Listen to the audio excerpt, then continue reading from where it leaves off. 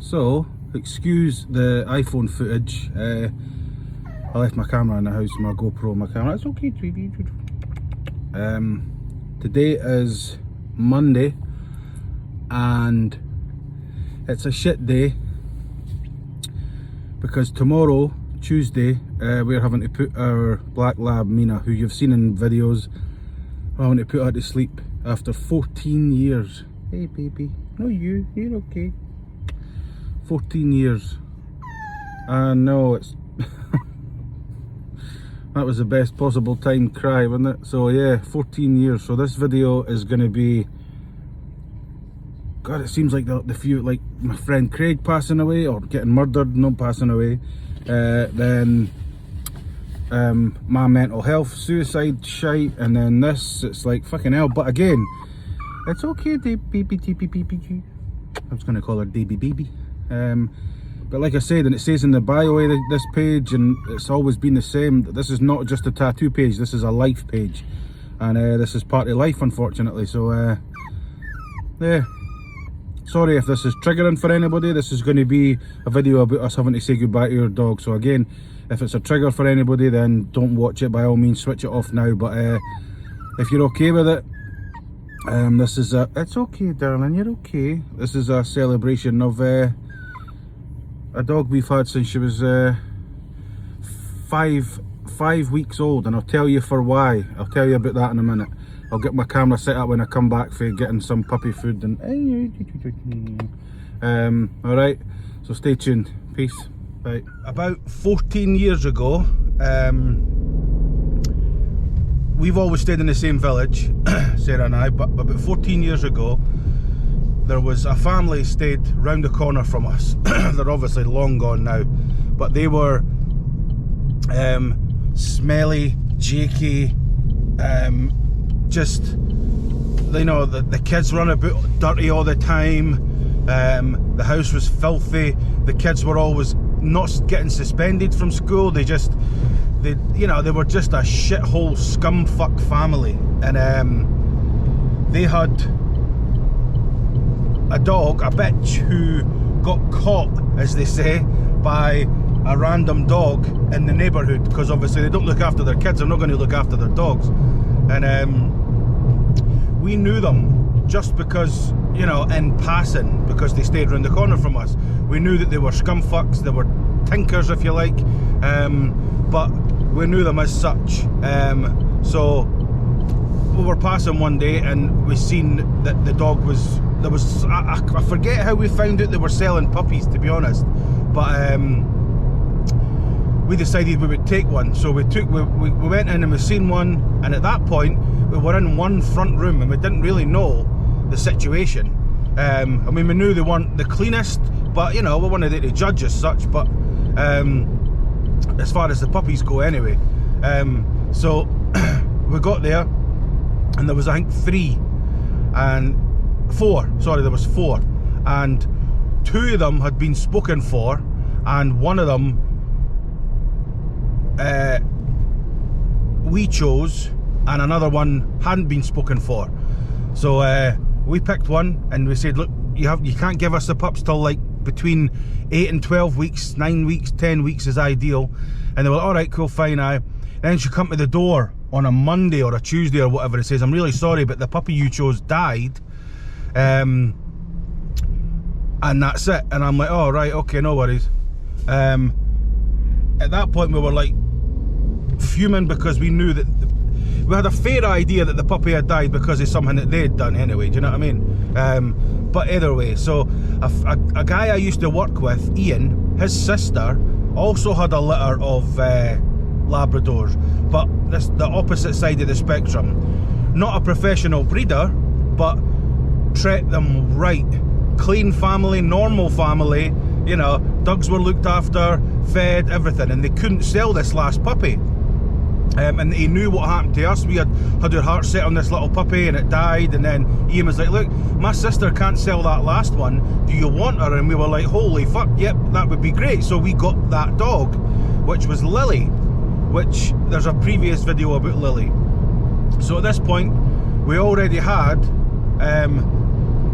3 dogs, 3 or 4 dogs at this point. And then, about 2 days after we got Lily, the door goes, and it was said scumfuck family. Oh hi, the people that were taking the 4th puppy have decided they don't want it, and we're just wondering if you'd like to buy it. And we're like, oh actually we've just got one, so you know it's alright. And we were like, oh right, okay. That was it. And then shut the door, and we spoke with Sarah, and we were chatting, and we're like, look, we should at least go around and see the puppy, take some pictures or so, and we could put them, share them with people, do you know what I mean, and see if anybody that we know collectively wants a puppy. And we're alright, cool, fine. So we goes round, chaps the door, and oh, in you come. This time they hadn't prepared for people to come and see the puppies, you know what I mean? So it was real. What we were seeing was what they do every day. 5 weeks old the puppies were at this point, just about, I think two days shy of 5 weeks, and they were getting fed carnation milk from the tin, poured into a bowl, boom, there you go. Now, if I need to explain to somebody why that's not right, there's a good chance you probably shouldn't have a dog. But having said that, if you don't know, you don't know. But come on, you fucking know. So I picked up the puppy, and I said, so this is the only puppy left? Yep, that's the only one left. And I'm like, cool. So we're just going to take that. Oh, brilliant, great. And I'm like, no, you don't understand. We're just going to take this. Oh, what do you mean? And I'm like, we're taking this, and we're leaving, and you're getting nothing, and we're taking the puppy. Oh, well, I don't know about that. And I'm like, listen, you're a fucking... They got a huge barrage of abuse. So to cut that little bit short, we left with the puppy. Hence why at one point we had 4, then 5 dogs. People used to, how the fuck got 5 dogs? It's like the Dalmatian, who you've seen a video about, Yoji, my boy, he was a rescue. He was in a rescue centre, so we rescued him. We already had the staffs, and the lab situation I've just explained. So it's not like we set out to buy 5 dogs or have 5 dogs, but sometimes you just got to do certain things that at that precise minute you don't know is a good idea, or you do know is a good idea, but everything else is cloudy, do you know what I mean? So that's how we ended up with so many dogs anyway. And yeah, that was how we ended up getting Mina at 5 weeks, because I put a post up yesterday, and I think I had maybe a couple of surprised people wondering, how did you get a puppy at 5 weeks? And that's why. And I don't believe in God, as you're probably aware from many a video, and I didn't used to believe in fate, because I didn't like the idea that I wasn't in control. But the reason I do believe in fate is a story for another video. So what I'll just say is I do believe in fate. I do believe that some things happen for a reason. Not the death of children, not cancer, none of that, you know, bullshit fucking everything happens. But some things happen for a reason, like the right place at the right time, and you know, stuff like that. And I believe that we were in the right place at the right time for Mina, because we got her 5 weeks, and within about, I want to say, I mean, I might be wrong. If I'm wrong by a long shot, I'll put it above my head here when I speak to Sarah. But I want to say maybe 4 or 5 months after we got her, we realised that just something wasn't right. Maybe a little bit, maybe between 3 and 5 months, we realised one day, just all of a sudden one day, she was limping, and you could just tell she wasn't stoked when she was walking. She wasn't super happy when she was walking. So we took her to the vet, and it turned out that dogs have got these things. I don't know if humans have them, because, spoiler alert, I'm not a doctor. However, there's these plate things at the end of your wrists, in dogs anyway, and they stop the nerve endings from coming too far down into the paws, and they sit like the width of the paw, if you like, the width of the ankle, just before the paw. And in this, at that point, the vet had been a vet for like 30 years or something, and he'd seen the worst case scenario, one dog with 2 extended damaged plates. Mina had damaged extended plates in all 4 legs, and it was catastrophic. it was classed as a pre-existing condition, which voided any insurance we had, because apparently you're born with it, and allegedly they can prove that. I still think to this day that was a way of the insurance company not paying out, but you know, I can't prove that, you know, it's a long time ago. So that was strike number one. So we went through the treatment, we went through everything that she needed, and now this bit's not that important, but it cost us an absolute fortune. I mean, I can't even begin to tell you how much it cost us. And I remember 14 years ago, I didn't have a tattoo shop. I wasn't making anywhere near any kind of money anyway. All I'll say is we were poor. We were poor. But we found the money. We done what we needed to do, you know. I didn't whore myself, but we found the money, do you know what I mean? And that brought us even closer, I think, in a strange way, because we had, and it's self-gratificating, I know, but we had this overwhelming sense of we'd saved, you know, we'd done something, you know, and that's human nature, isn't it? But as a result, one of the points of the treatment was steroids. I think the steroids helped shrink the plates that were too long. But as a result, Mina was small to say the least. I mean, she was a lab cross. We don't fully know what she was crossed with, but it wasn't a fucking Chihuahua, put it that way. Now, she wasn't Chihuahua size, but she was small. She was small. And as a result, she had these, what we coined the phrase for her, Disney eyes. We didn't coin that phrase, but for her we did. So every now and again, say, oh, what you doing? Oh, she's giving me the Disney eyes, and you just knew. The head would go down, the eyes would come up, and they would be so Disney, it was unbelievable. On top of the fact that she was so small, it was just, she got away with fucking murder for 14 years, which is one of the reasons why, I mean, it's always hard when you have to put a dog to sleep, but 5 weeks, we've never had a dog that early, and neither you should, but as I've explained, that was just, it was unbelievable. So, that's a little bit backstory on me, Mean. Yeah,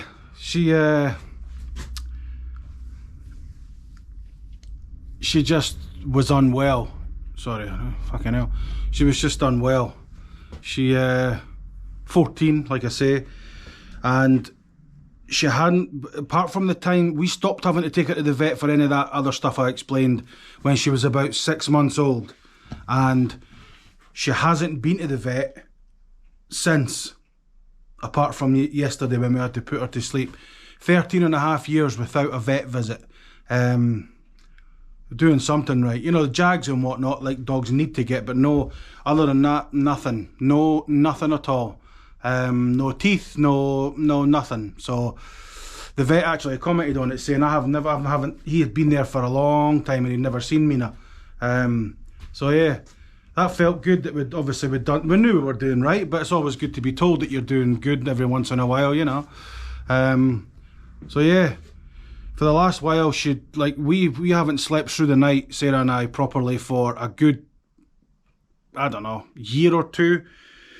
On and off, not a full sleep, because, you know, with the snoring and the getting up and the unsettled, and we had to have the bedroom like The Exorcist, because she just, if it wasn't super cold, she overheated super quick. So,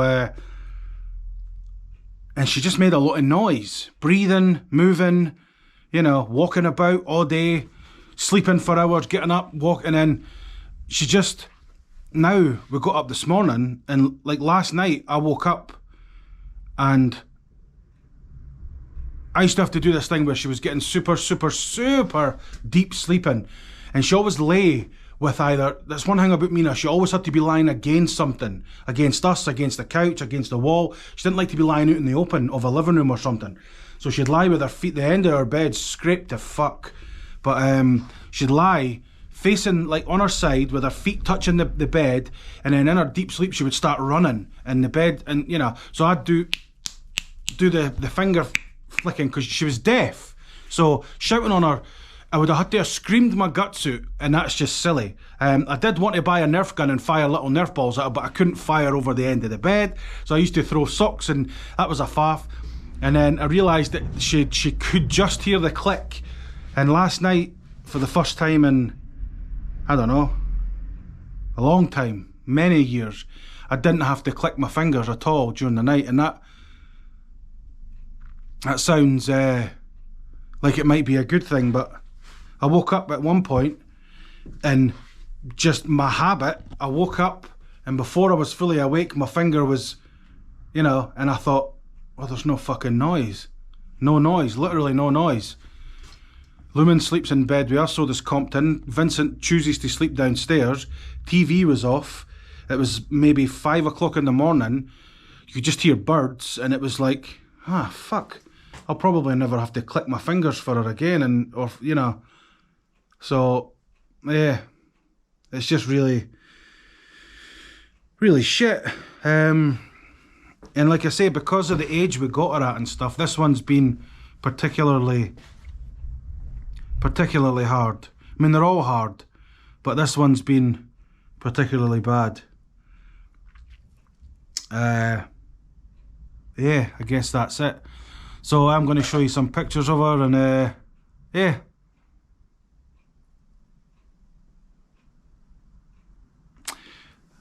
This is my little mean. Take it easy. Bye.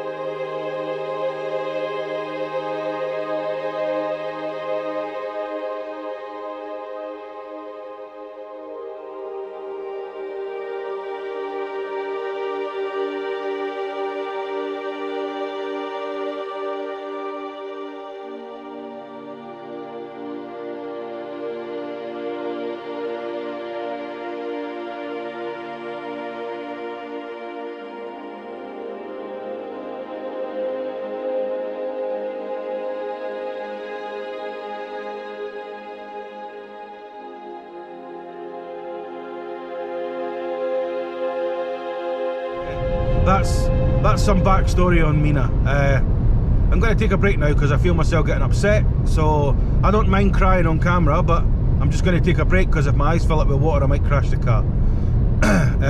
So yeah, I'll speak to you in a bit. Alright, peace, bye.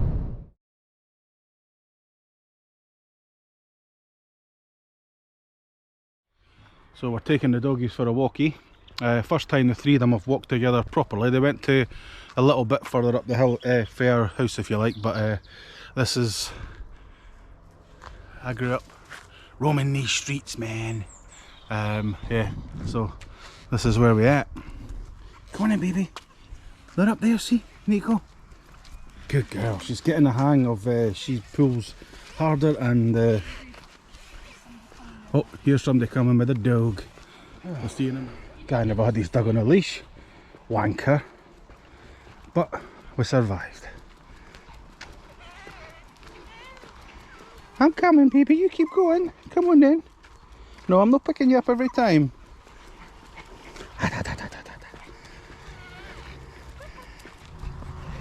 You're looking all half the shit, she's looking like she's coming home for a night out, look at her.